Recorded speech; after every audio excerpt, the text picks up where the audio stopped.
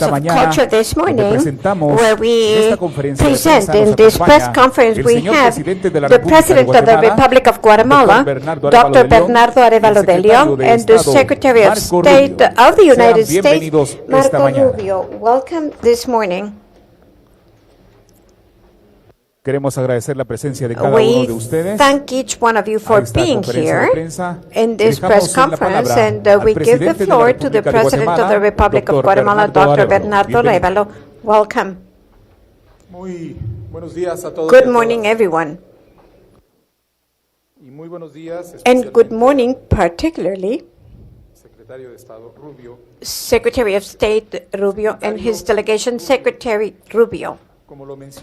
As I said to you yesterday afternoon in our conversations, we welcome you to Guatemala and we greet Donald Trump's government administration. Your presence here today opens new opportunities for cooperation between our countries. Guatemala is and will continue to be the United States partner to address the issues that we face as countries, but also to build more dignified societies with greater opportunities for development. Our countries share 176 years of diplomatic relations that bring us together and present a common horizon for both. We are now confronted with the challenges of 21st century, migration, border security, and combat of transnational crime. For this reason, these challenges have also been the core of the work agenda that we now share. These challenges need to be addressed comprehensively and jointly to guarantee regional stability, the dignity of our peoples, and the security of our countries. As a government, we have clarity of the vision of the future that we are building for Guatemala, a joint vision for all the peoples and sectors of our country.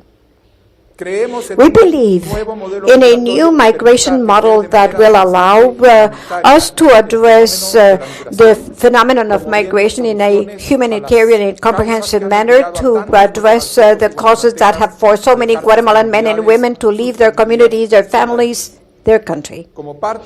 As part of this strategy, we have implemented the Return Home Plan that makes it possible for our brethren back home to be dignified and that their reintegration be facilitated. To migrants in the United States, we repeat, you are not alone. We are with you. Our government works with our sight to ensure your dignity and safety, and to resolve the migration crisis will allow us to create conditions to find long-term solutions. In this framework, we make a commitment to broaden the capacities that allow more Guatemalan men and women to come back to their home, Guatemala, where we will welcome you with the dignity and with more opportunities. In this framework, we have agreed to increase by 40% the number of flights of deportees, both national returnees as well as deportees from other nationalities, for their ulterior repatriation. The details of this process will be discussed in binational working groups to be established for that purpose. However, the permanent response to migration is to bring development for people not to have to leave the country. For this reason, a delegation led by the government of Guatemala and with the support of the private sector will perform a high-level visit to Washington, D.C. in coming weeks to create agreements in terms of economic productive development and investment to ensure tangible impact, positive impact for Guatemala. On the other hand, we know that border security is key to address these challenges. We understand that by protecting Guatemala's territory, we care for and protect the region as we have been doing with initiatives like the Fire Belt with Mexico and the special forest operations in Petén, Guatemala. For that reason, we have shared with Secretary Rubio the creation the protection for border control and protection task force in the northern border of our country, along the almost 300 kilometers of border, a combined force of the National Civil Police and the National Armed Forces that will protect and combat all forms of transnational crime. With a border that has been strengthened and which is secure, we guarantee the peace and security of our people. We have requested the reestablishment of cooperation programs in terms of development and security, and we appreciate the approval by Secretary Rubio to consider priority problems to combat transnational crime, including narco-traffic, and particularly combating the trafficking of fentanyl, the trafficking of persons, border security, and prevent the conditions that produce the Guatemalans' migration. In this regard, we thank Secretary Rubio for the letter dated today, where he expresses his support for the establishment of a partnership for the development of a priority infrastructure established by my government, ground infrastructure, air infrastructure, sea infrastructure, and rail infrastructure, including the metro. Secretary, we appreciate your expressions of support to democracy, respect for the sovereign decision of the people in the ballots, combat of corruption, and strengthening democratic institutions. Guatemala is a country of people who are hardworking, who are solidary, and who get ahead, a dignified people with commitment with the present and future of Guatemala. We will continue to act with firmness to build a safer country with dignity, prosperity, and democracy. And with these objectives, we know that the United States is a key partner. Thank you very much. We have heard the President of the Republic of Guatemala, and now we give the floor to Mr. Marco Rubio, Secretary of State of the United States. Mr. President, thank you very much for having us, welcoming us so openly. You gave me so much time last night and this morning as well. I think this has been such an impactful visit that there was an earthquake that we felt. It's the first time I've ever felt an earthquake in my life. I was awake at 1 a.m. I felt some movement. I thought maybe I was dizzy. I don't know. And then I realized this morning that no, there was a small earthquake. I'd never experienced that in Miami. So that was the impact of this trip. In all seriousness, thank you very much. First, I'd like to commend you for your commitment to democracy. I said last night that democracy really is a modern moment. During most of the history of humanity, democracy has only existed for under 300 years approximately, and it's difficult, it's easy to write, hard to establish, because it's not hard to maintain, because it's not natural, the idea that people can govern themselves through the ballot box in a republic where they put the power in the hands of elected officials to determine the destiny of a country, while always answering to the people again at the polls. That is not easy, and each era, each generation must defend it. And I'd like to commend you for your commitment to defending the institutions of a republic, and we will continue to work together with you so that you can achieve what you wish to achieve along that road. I'd like to thank you again for the commitment you've made regarding migration, which is an issue that affects us. Guatemala is a country that confronts all aspects of what's happening in our hemisphere. You are a destination. You are also a transit country, as well as you have had many people who have had to leave this country to seek out other opportunities. And on top of all that, you've had to face the fact that geographically you are in the middle of a massive drug and drug trafficking industry that uses your country as a transshipment point for moving this poison that is on its way to the United States. And I thank you for all of your cooperation, which we will continue to strengthen in order to intervene and prevent it not only from coming to the United States, but to prevent it from corrupting the institutions of this country and harming your economic plans. I'm very pleased to have signed that letter today in support of everything that we can do, but specifically the opportunity that exists for the Army Corps of Engineers of the U.S. to work together with your government to create preliminary plans that are necessary in order to build a modern port and everything that is necessary in order to have an economy that moves forward. These projects, as they progress, will create employment in the short term in construction and labor, which is important because that builds a middle class. But in the long term, it will position Guatemala as a hub of economic activity in the region, a vision that takes some time to build, but it will be something positive and really revolutionary for the future of this country. We'd also like to thank you, and we're doing everything we can. And finally, we thank you very much for your support and the relationship that you already have with Taiwan, another democracy. It's not easy in a world where there is a lot of pressure to change that recognition and to break those ties, but you have always stood firm, and we look for opportunities for that not only to be diplomatic relationship, but for it also to be an economic relationship with investments and opportunities. So in all of these areas, we will continue to work together, two peoples who are not only allies and neighbors, but we are united by a long history, and there are so many things that we have in common in our cultures and our cooperation. So I'd like to thank you, and briefly in English, if I may, I'd like to say a few words. And he speaks English perfectly well, just so you know, if you didn't know that. His English is perfect. His English is better than my Spanish. I just want to say a few words. First, I want to thank this very warm reception that I've received here from our allies, our partners in Guatemala, with whom we have a long history of diplomatic and economic and cultural engagement.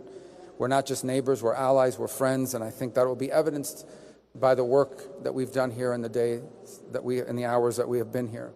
The very important offer of cooperation, which was already existing.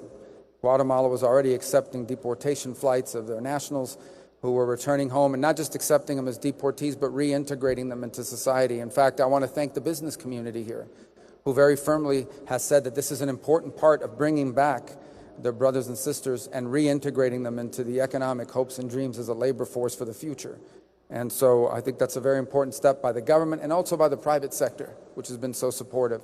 The President, who's made the offer today, then we'll be working on the details of all of this, but the offer to increase these flights and these deportations by 40%.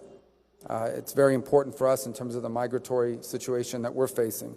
His willingness to accept not just nationals, but those from other nationalities as they seek to ultimately return to their own homelands is also important, and we've pledged our support with those efforts, as we've done with other countries like Panama. We recognize that in addition to those who may be returned because they're currently in the United States, there are those who are here now from faraway places, and we are pledged to do all we can to help assist getting them from here to their final destinations in their homelands. In addition, our law enforcement cooperation is very strong. Tragically, Guatemala, because of its geography, has been a place of transshipment of drugs. One time it was through small little airplanes that landed in clandestine fields. One time it was 70, 80 flights a year. Now last year I think there was one. And we hope this year it'll be zero. And that's thanks to the dedication that the authorities here have placed in shutting that down.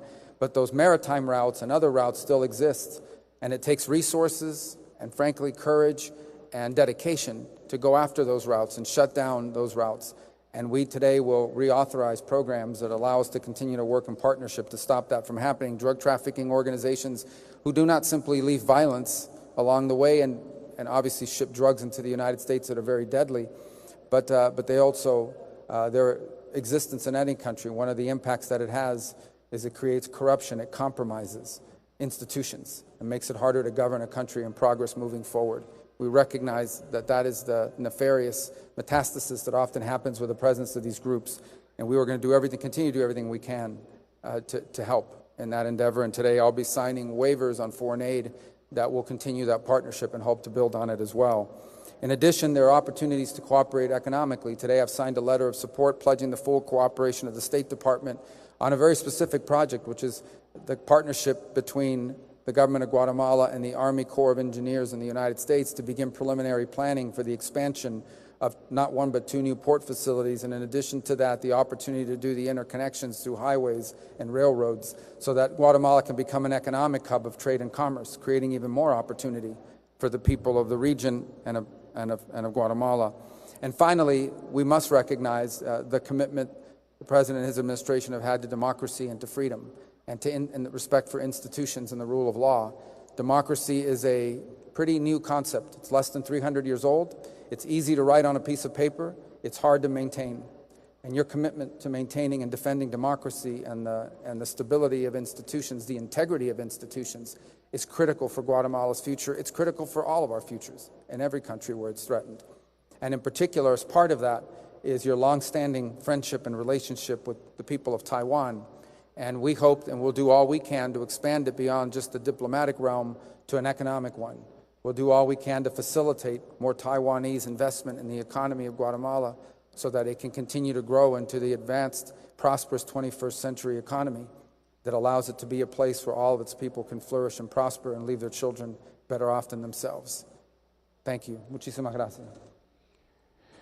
We have heard the Secretary of State Marco Rubio, and at this time we answer questions. The first question by Guatemala by Eduardo Pereira. Good morning, President, Secretary Rubio.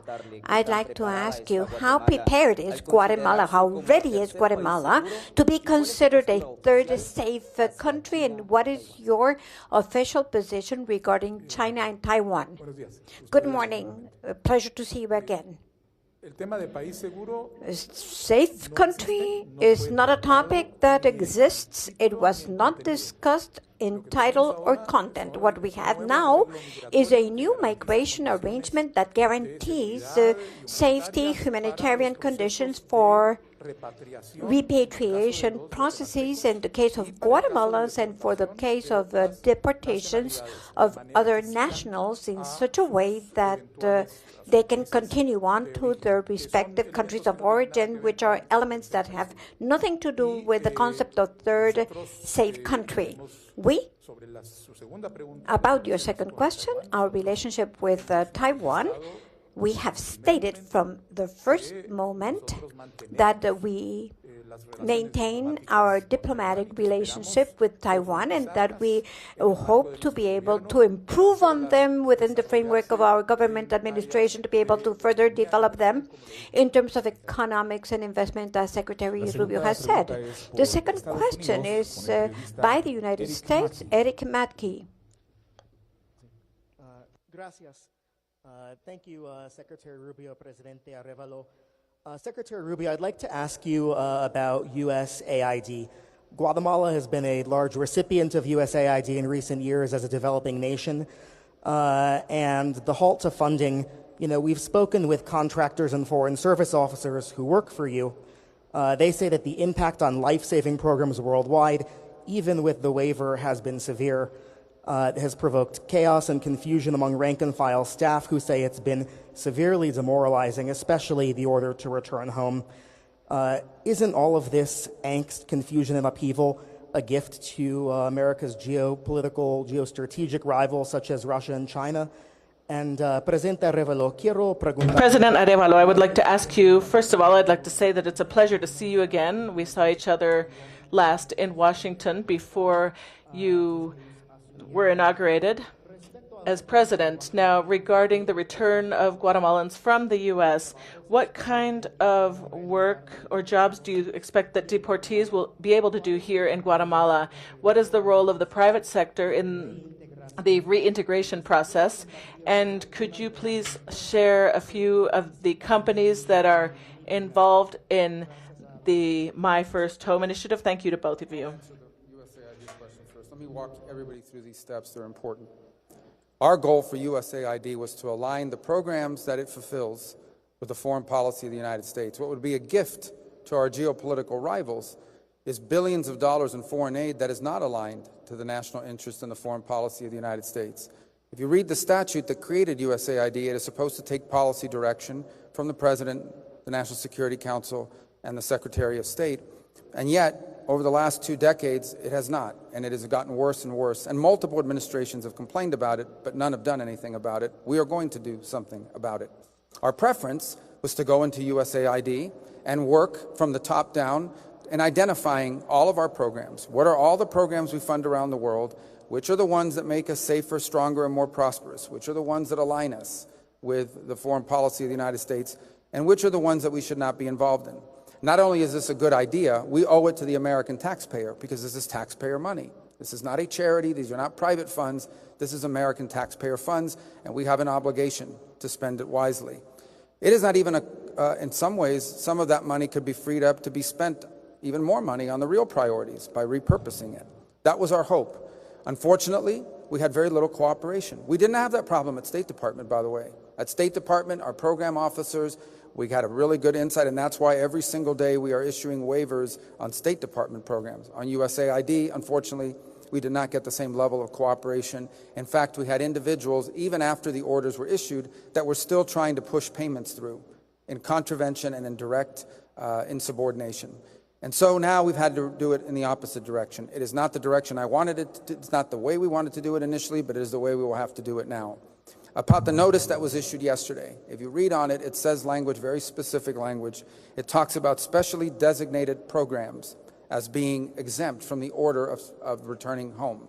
And that language is deliberate because we are now going to have to work from the bottom up instead of the top down to identify which programs should be specially designated and therefore exempted from that order.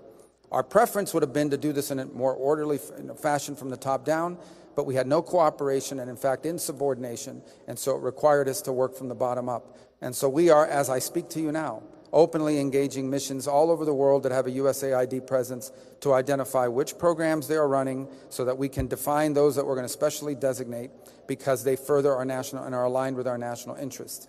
And those that do not, will not continue.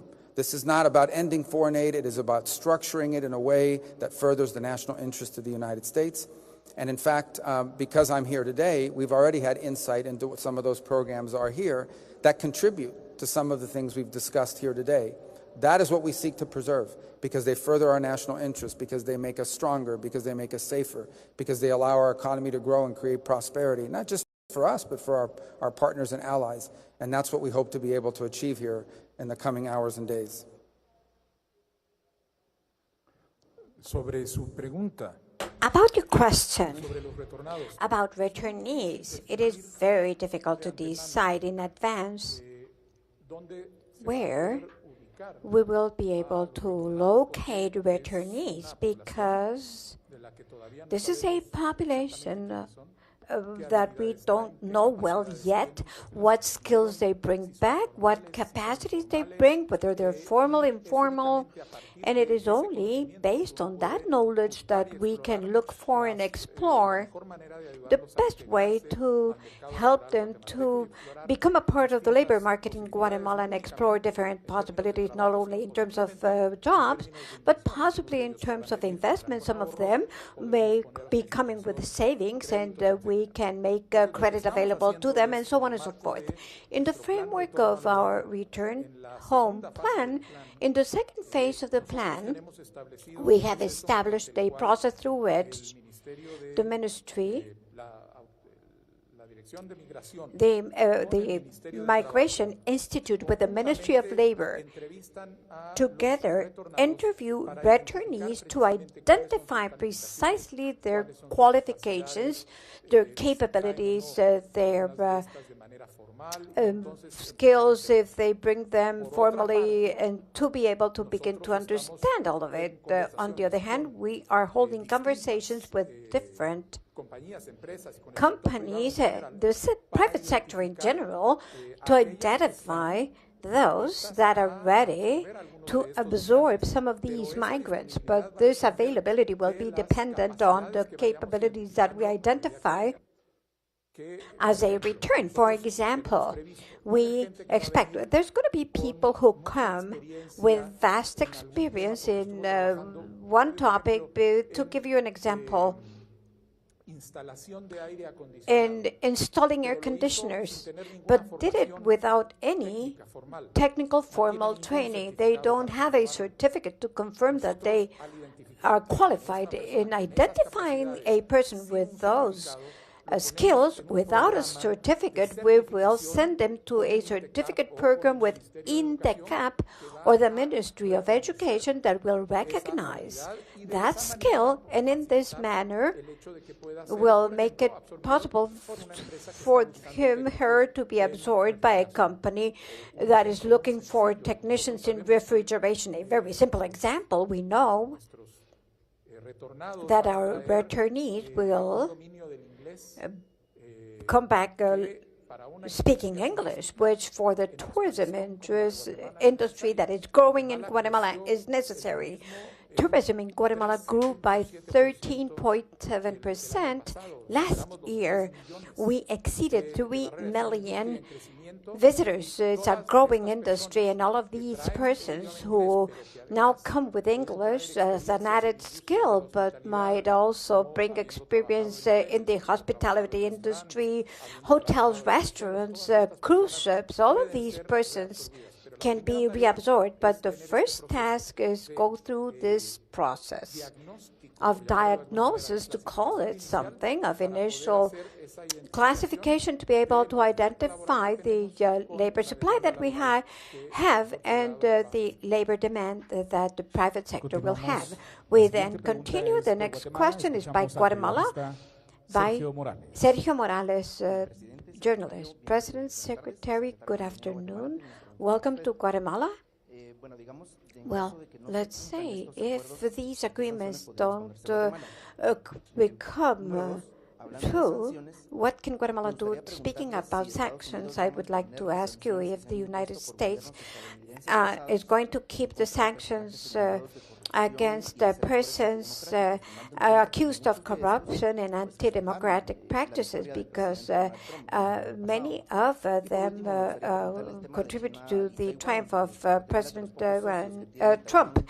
And last, I want to ask you about Taiwan. How much are you concerned about Chinese influence in Guatemala through a gigantic technological company whereby they have become positioned in the agencies of the state? How much concern do you have? In the first part, this is not a question of... We have a need domestically for an ally country that's helping us. It's a matter of people who have the obligation to accept under international agreements, and we're just cooperating in this process. It's not a matter of sanctioning a government for not cooperating. That's what friends and allies do to help each other out, as we are committed to working with you on several projects, not only in economic development, but also confronting drug trafficking and other actors that try to corrupt the country. The second phase, we've only been in power for 2 weeks. There have been no changes to sanctions against individuals so far. Every administration always reviews existing sanctions that they have inherited from previous administrations, but to date, no decisions have been made in that regard, nor have these been discussed or contemplated. And third, regarding the China question, yes, it is difficult.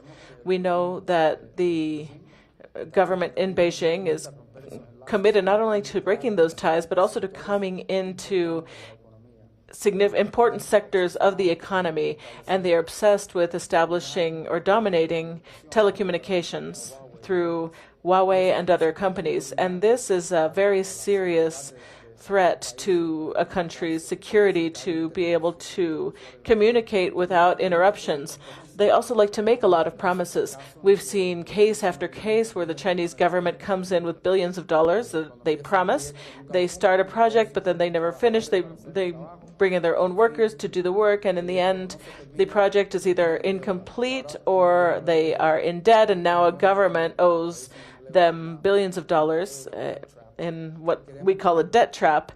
And we want governments to know about that risk. I also think that the relationship with Taiwan, as I said, will do everything we can to help with that.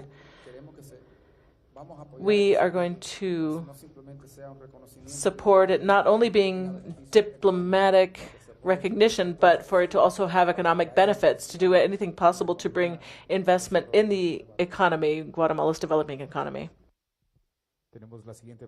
Next question, and last question, also by the United States, by Celia Mendoza. Thanks very much to both of you. How is the administration planning to carry out the proposal of President Trump to own Gaza and relocate Palestinians? For how long the U.S. will be planning to stay in that territory, and how can you accomplish the rebuild plan as regional partners have rejected the proposal to forcibly relocate Palestinians, advocate for the two-state solution, and Palestinian President Mahmoud Abbas has called for the United Nations to step in to protect the rights of the Palestinian people? And President, the question for you is, we know that now you will have an agreement that is similar to the one in Panama. Will you receive foreign nationals in Guatemala on these flights, the deportation flights coming from the United States? And how would that work? And as in El Salvador, would you be willing to receive members of gangs such as Tren de Aragua or other criminal gangs? What President Trump said yesterday is an acknowledgement of the following. Gaza has been severely damaged. If you look at the aerial imagery, you see what's happening. The billions of dollars that are going to be required for reconstruction are enormous. Some areas have been rendered unlivable now and for the foreseeable future. And so what President Trump announced yesterday is the offer, the willingness of the United States to become responsible for the reconstruction of that area. And while you are rebuilding, while you're clearing debris, by the way, there are unexploded munitions, there are all kinds of Hamas weaponry still buried underground. For people to be able to live in a place safely, all of that has to be removed. It's an enormous undertaking. And the only thing President Trump has done very generously, in my view, is offer the United States willingness to step in, clear the debris, clean the place up from all the destruction that's on the ground, clean it up of all these unexploded munitions. And in the meantime, the people living there will not be able, the people who call that home will not be able to live there while you have crews coming in and removing debris, while you have munitions being removed, etc. That's the offer that he's made. It's actually, he made a similar, obviously we didn't have a conflict at the time, but when in his first term, he offered a $50 billion plan to help Palestinians, which was rejected by the PA and obviously others. So in the interim, obviously, people are going to have to live somewhere while you're rebuilding it. It is akin to a natural disaster. So what he's very generously has offered is the ability of the United States to go in and help with debris removal, help with munitions removal, help with reconstruction, the rebuilding of homes and businesses and things of this nature, so that then people can move back in. But in the meantime, they'll have to live somewhere. Now, the details of that, if it was accepted, would have to be worked out among multiple partner nations. It's a unique offer, one that no other country in the world has stepped up and made an offer. But I think it's one people need to think about, seriously. It was not meant as a hostile move. It was meant as I think, a very generous move, the offer to rebuild and to be in charge of the rebuilding of a place, many parts of which right now, even if people move back, they would have nowhere to live safely because there are still unexploded munitions and debris and rubble.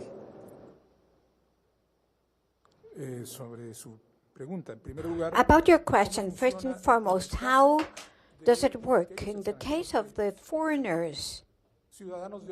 Citizens of all nationalities that may come to Guatemala in the framework of these flights, they do it as part of their continued repatriation. So the way that this repatriation will be pursued, how the United States is going to cooperate with the government of Guatemala are topics that we are going to be discussing in a bilateral working group that we have agreed today on. Discussion around convicted criminals in the framework of those flows. We thank the high authorities for the information that they have provided at the National Palace of Culture and the Courtyard for Peace. We now bid farewell to the President of Guatemala and United States Secretary of State, Marco Rubio. And with this press conference comes to an end. Thank you very much, friends from the media, both domestic and international.